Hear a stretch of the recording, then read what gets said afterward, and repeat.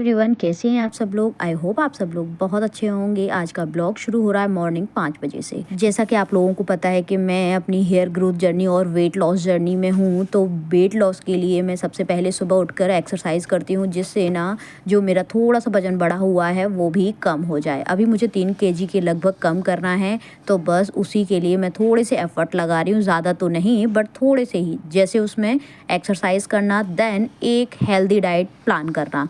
उस healthy diet में मैं दिन का एक मील अपने लिए, भले ही मुझे स्पेशल बनाना पड़े, लेकिन मैं ज़रूर बनाती हूँ और अपने लिए एक हेल्दी डाइट लेती हूँ। जो चीज़ घर में अवेलेबल होती है बस उससे ही मैं काम चलाती हूँ। जैसे घर में मिक्स दाल रखी हुई है तो क्या करती हूँ, उनको ना ग्राइंड करके और ना एक चीला जैसा बना लेती हूँ, तो वो हो जाता है प्रोटीन के लिए। और या फिर सत्तू रखा हुआ है तो वो खा लेती हूँ, कभी भुने चने रखे हुए हैं वो खा लेती हूँ, कभी दूध ले लेती हूँ। तो इस तरह से ना मेरा अभी डाइट प्लान चल रहा है। चलिए जी, तो ये बात हो गई वेट लॉस से रिलेटेड। अब आते हैं आज के वीडियो में। आज के वीडियो में आपको मिलेगा घर को व्यवस्थित रखने के लिए आपको किस तरह से काम करना है और ना अपने कामों को किस तरह से प्रायोरिटाइज करना है कि आपको थकान भी ना लगे और आपके सारे काम हो जाएं। आज के वीडियो में आपको इससे रिलेटेड बहुत सारे टिप्स मिलने वाले हैं। इसमें सबसे पहली बात जो है वो ये है कि हाउस वाइफ हो या वर्किंग वुमेन, हम अक्सर करके अपनी एक्सरसाइज को हमेशा अवॉइड कर देते हैं। अब इसमें से कई लोगों के दिमाग में आ सकता है कि घर को व्यवस्थित रखने और एक्सरसाइज का क्या संबंध है। बहुत गहरा संबंध है, मैं आपको बताती हूँ।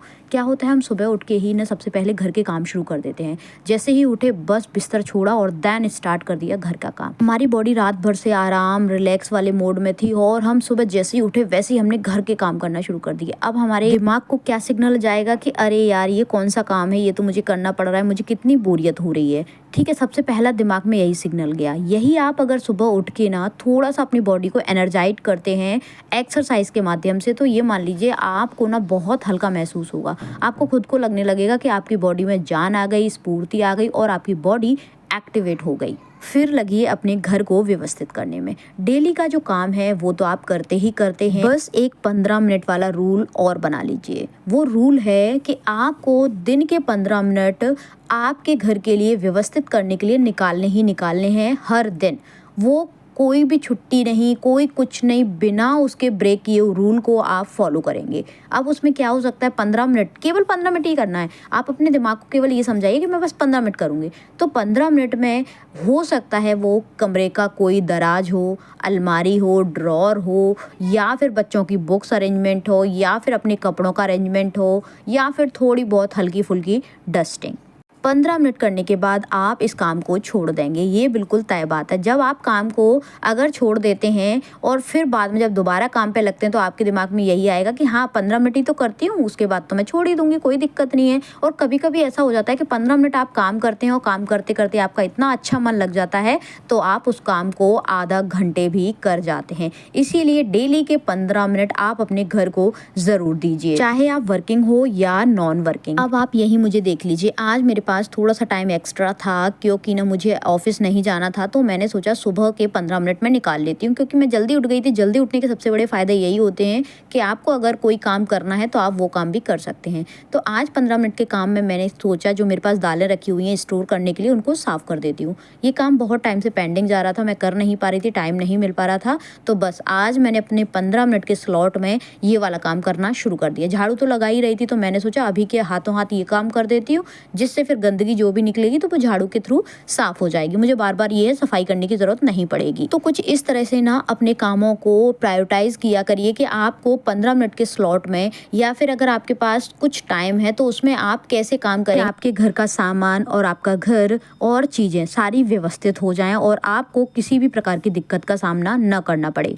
अच्छा, यहाँ पर एक चीज़ और आती है कि काम को ना बिल्कुल काम की तरह करिए यार, बोझ मत समझिए। आप अगर बोझ समझेंगे ना तो आपको हर दिन थकान, हर दिन कमज़ोरी और मतलब बिल्कुल आलस जैसा, बिल्कुल मन नहीं कर रहा है कि ये काम मुझे नहीं करना, मेरा मन नहीं हो रहा, इस तरह का दिमाग आपका हमेशा चलता रहेगा जब भी आपको काम बोझ लगेगा। देखिए, एक दिन का काम नहीं है, घर का काम, घर को व्यवस्थित रखना, ये हर दिन का काम है। इसीलिए अगर आप इसको बोझ समझेंगे ना तो आपसे बिल्कुल भी नहीं होगा। आप ये सोचिए कि भाई मेरा घर है, मुझे साफ़ रखना है, अगर मैं साफ़ नहीं रखूँगी तो ये है कि बच्चे भी मेरे हेल्दी नहीं हो पाएंगे, क्योंकि कहीं ना कहीं गंदगी से घर में बीमारियां आती हैं। और अगर घर व्यवस्थित नहीं होगा ना तो आपका जीवन व्यवस्थित होना बिल्कुल नेक्स्ट टू इम्पॉसिबल है। इसलिए हमेशा इस बात को मद्देनजर रखते हुए कि भाई अगर मैं बच्चों के लिए इतने एफर्ट डाल रही हूँ, उनको हेल्दी खाना खिला रही हूँ, सब कुछ कर रही हूँ, फिर भी अगर मेरे बच्चे बीमार हो रहे हैं तो कहीं ना कहीं मुझे अपने घर को व्यवस्थित रखने की ज़रूरत है, वो भी बहुत ज़्यादा। फॉर एग्जाम्पल जैसे बच्चों के खाने पीने की चीज़ें हैं, अगर आपने उनको कंटेनर में एक जगह या फिर ऐसी जगह नहीं रखा जब बच्चों को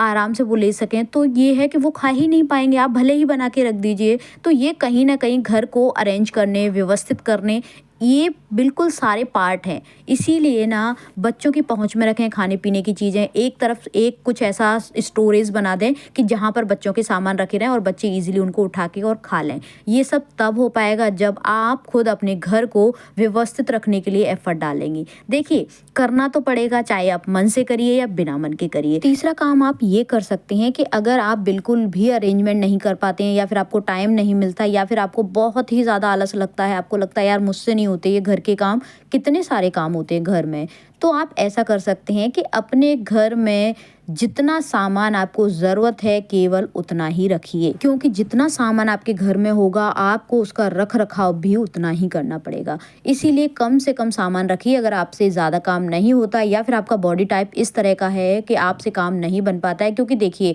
क्या होता है कि अगर आपका वेट ज़्यादा है या फिर आप हेल्दी बॉडी टाइप के हैं तो कहीं ना कहीं देखिए नहीं बन पाता है। आप चाहे जितना भी कोशिश कर लीजिए, कई बार अगर कुछ हेल्थ इशू होते हैं तब हम कोई काम नहीं कर पाते। वो बात अलग है कि अगर स्वस्थ शरीर है तब तो हम सारे काम कर लेंगे, बट अगर कहीं ना कहीं हमारी हेल्थ इशू है या फिर वेट हमारा ज़्यादा है, कहीं ना कहीं हमको टाइम नहीं मिल पाता है, अगर इस तरह के इशू है ना, तो आप सबसे अच्छा ऑप्शन एक कर सकते हैं कि आप अपने घर में केवल और केवल ज़रूरत का सामान रखिए। उसके अलावा कुछ भी सामान आपको रखने की ज़रूरत नहीं है, क्योंकि जितना सामान आप घर में रखेंगे ना आपको उतने ही बड़े हुए काम नज़र आएंगे। अब आप मेरे घर में देख लीजिए, मुझे पता है कि मुझे बिल्कुल टाइम नहीं मिलता, केवल मेरा जितना भी काम है वो सर्वाइव मोड पर सारे काम करती हूँ, क्योंकि मेरा वर्किंग आवर्स ही इतना ज़्यादा है। ठीक है, तो मेरे घर में मैं केवल ज़रूरत का सामान ही रखती हूँ। वो बात और है कि इन लॉज की वजह से थोड़ा बहुत सामान जो मेरा एक्स्ट्रा या फिर पुराने टाइप का है तो वो अभी चल रहा है, बट मैं जितनी कोशिश करती हूँ ना, नई चीज़ें कुछ भी नहीं खरीदती हूँ जो ज़रूरत की नहीं है। डेकोरेटेड जो पीसेस होते हैं, आइटम होते हैं ना, वो भी तब अच्छे लगते हैं जब व्यवस्थित और साफ़ सुथरे हों। हमको टाइम नहीं मिल रहा है, हमने घर में तमाम चीज़ें सुंदरता वाली ला के रख ली हैं कि भाई ये रखूँगी तो सुंदर लगेगा, ये यहाँ पर अच्छा लगेगा। आपने लगा तो दिया, महंगे से महंगा आप चीज़ ले आए और आपने लगा दिया। अगर आप उसकी टाइम से मेंटेनेंस नहीं कर पा रहे हैं, टाइम से सफाई नहीं कर पा रहे हैं, तो भाई वो चीज़ भी सुंदर नहीं लगेगी। वो एक दिन ऐसी हो जाएगी बिल्कुल आपके घर में कबाड़ की तरह। ठीक है, तो इसीलिए ना अगर आपसे काम नहीं बन पा रहा है ना, आप कम से कम काम अपने लिए फैलाना चाहते हैं तो घर में कबाड़ किसी भी प्रकार का इकट्ठा ना करें। आपकी बॉडी जितने काम के लिए अलाउ करती है, केवल उतना सामान जिसकी व्यवस्थाएं आप खुद कर सकते हैं, मेंटेनेंस उसका कर सकते हैं, तो बस वही सामान रखिए। मैंने कई घरों में देखा है, इतना सामान इकट्ठा होता है, इतना सामान कि भाई वो रखने तक की जगह नहीं होती है। एक के ऊपर एक, एक के ऊपर एक ऐसे रखा हुआ है। किचन पूरी तरह से भरी हुई है, किचन में बिल्कुल भी स्पेस नहीं है कि दूसरी कोई चीज़ रखी जाए। अगर आपको कोई चीज़ रखनी भी है या लानी भी है या फिर नहीं लानी है, तो एक पुरानी चीज़ निकालने वाला जो फॉर्मूला होता है कि अगर आप एक घर में चीज़ लेके आए हो तो दूसरी आप निकाल दोगे, तो वो फॉर्मूला हमेशा फॉलो करिए अगर आप नई चीज़ें लाने के शौकीन भी हैं तो भी। क्योंकि इन सब चीज़ों से आप ये सोचें आपका घर सुंदर और व्यवस्थित लगेगा, नहीं। कबाड़ से कभी भी घर सुंदर और व्यवस्थित नहीं लग सकता। घर सुंदर और व्यवस्थित तभी लगता है जब आप चीज़ों का मेंटेनेंस कर सकें और आपके पास टाइम हो मेंटेनेंस करने का, बॉडी में एनर्जी हो घर के सामान को मेंटेन करने का, तभी आप इस तरह के सामान लेके आएँ। अदरवाइज घर में कम से कम सामान रखें। मैं ये सब बात केवल इसलिए बोल रही हूँ क्योंकि मैंने कहीं ना कहीं अपने जीवन में ये सारी चीज़ें अप्लाई की हुई हैं, प्रेजेंट में भी की हुई हैं। आप देखते होंगे मैंने बिल्कुल भी कोई ऐसी सजावट का सामान अपने घर में नहीं रख रखा है, क्योंकि मुझे पता है मैं उसको मेंटेन नहीं कर पाऊंगी। और जो मिडिल क्लास परिवार होते हैं, मैं आपको एक उसकी सच्चाई बताऊं तो घर में इतना आना जाना रहता है, घर में किचन में ही उन महिलाओं के टाइम, उनके घंटे ऐसे निकल जाते हैं, तो भाई वो घर को व्यवस्थित कैसे कर लें। फिर भी वो महिलाएं ऐसे लगी रहती हैं, कभी इधर से टाइम निकालेंगी, कभी उधर से टाइम निकालेंगी, कभी अपने सोने के घंटे, आराम के घंटे कम करेंगी और फिर अपने घर को व्यवस्थित करेंगी। तो देखिए, सुंदर बनाइए, साफ सुथरा बनाइए, लेकिन ज़रूरी नहीं है कि महंगी महंगी चीज़ों से ही घर सुंदर लगें। ठीक है जी, घर का वातावरण शांत और सुंदर होना चाहिए, बाकी सब चीज़ ऑटोमेटिक सुंदर लगने लगती हैं। अब जी, आपसे बातें करते करते देखिए मेरे कितने सारे काम निपट गए। मैंने ना पूरे घर की सफाई कर ली है, देन उसके बाद दालें भी एक सी करके रख दी, फिर उसके बाद नहा लिया, पूजा कर ली। देन अब खाने में बन रहा है हस्बैंड के लंच में कढ़ी चावल रोटी। तो बस कढ़ी का सिस्टम मैं आपको बताऊं, पहले मैं बिल्कुल भी नहीं बनाती थी, मेरी हमेशा सासू माँ ही कढ़ी बनाती थी। अभी भी अगर वो होती है ना तो कढ़ी उनके ही हिस्से आती है, वही बनाती हैं और सबको उनके हाथ की कढ़ी पसंद आती है। अब चूंकि वो नहीं है तो इसीलिए मुझे ही बनाना है, क्योंकि बच्चों को भी अच्छी लगती है। तो अभी मैं 2-3 बार से ना कढ़ी ट्राई करने लगी हूँ, तो मुझे धीरे धीरे करके इसका अंदाज़ा बैठता जा रहा है और अभी 2 बार से मतलब अच्छी बन जा रही है। लेकिन अभी मैं रेशो अगर आपको बताऊँ, क्योंकि ना अभी तो मैं अंदाजे से बना रही हूँ, तो 1-2 बार मुझे और परफेक्ट हो जाने दीजिए इसको बनाने में, देन मैं आपके साथ बिल्कुल इसकी रेसिपी और ना मैं कैसे बनाती हूँ ये ज़रूर शेयर करूँगी। आपने मेरी किचन में भी अप्लायंसेस देखे होंगे, सामान देखा होगा, बर्तन देखे होंगे, क्योंकि मैं अक्सर करके काम करती हूँ तो ब्लॉग उसी से शूट करती हूँ। तो जो सासू माँ ने मेरी ने बर्तन ले रखे हैं या फिर उनके टाइम से जो चला आ रहा है, मैं उसी तरह से फॉलो करती हूँ। मैंने कुछ भी अलग से ऐसा कुछ सामान परचेज़ नहीं किया है जो मुझे मेंटेन करने में दिक्कत हो। और अगर मैं इन डिब्बों को हटाती हूँ, जो भी पहले के डिब्बे हैं, तो ये मान लीजिए कहीं ना कहीं वो कबाड़ में चले जाएंगे। ठीक है, अब अगर आपको नए लेना भी है, जैसे लग रहा है आपको कि नहीं यार अच्छा नहीं लगता, देखने में सुंदर नहीं लगता, तो नए लेना है, तो नए लेना है ना तो पहले इनको डोनेट कर दीजिए, किसी को भी दे दीजिए। लेकिन ऐसा कभी मत करिए कि नए भी ले लें और पुराने भी सारे रखे रहें आप। इससे क्या होगा, आपके घर में ना अव्यवस्थाएं बढ़ती जाएंगी, आपकी किचन ना ऐसे भर जाएगी बिल्कुल कि आपको ना सफाई के लिए भी जगह नहीं मिलेगी। आप साफ कहाँ करेंगे, सफाई कहाँ रखेंगे, सामान ही इतना रखा रहेगा तो सफाई करने का आपको चांस ही नहीं मिलेगा और आपकी किचन भी गंदी बनी रहेगी। तो अभी मैं क्या कर रही हूँ, पुरानी ही चीज़ें, पुराने ही सामान यूज़ कर रही हूँ। अब जब तक ये थोड़े से ख़राब ना हो जाए तब तक तो मैं इनको ही यूज़ करूँ। अच्छा, घर को व्यवस्थित रखने से एक बात और मुझे याद आ गई कि आपका ना जब घर होगा तभी तो आप उसको व्यवस्थित रख पाएंगे। ज़्यादातर मिडिल क्लास परिवार अभी भी रेंट के घर में रह रहे हैं, तो इसीलिए सबसे पहले अपने घर के लिए प्लानिंग करिए। देखिए मैं कैसे करती हूँ। पोर्च को छोड़ के सब में टाइल्स लिख दे, ऐसे लगा लूँ, बाथरूम किचन पोर्च को छोड़कर सभी में टाइल। ठीक है, अब किचन काउंटर ग्रेनाइट, नेक्स्ट में लिखना है। हाँ, दोनों किचन लिख देना। किचन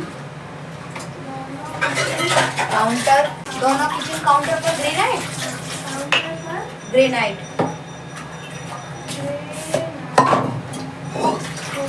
ठीक है, और ना किचन में ग्रेनाइट हो गई और सीढ़ियों पे ग्रेनाइट हो गई और वो पोर्च में ग्रेनाइट और तीनों दरवाजे की सीढ़ियाँ ग्रेनाइट, दरवाजे की सीढ़ियाँ ग्रेनाइट। और अब लिखिए जो है ना वो तीन स्लाइडर ग्रेनाइट। 7th पे हाँ, 3 स्लाइडर ग्रेनाइट। ठीक है, और सभी विंडो ग्रेनाइट और वो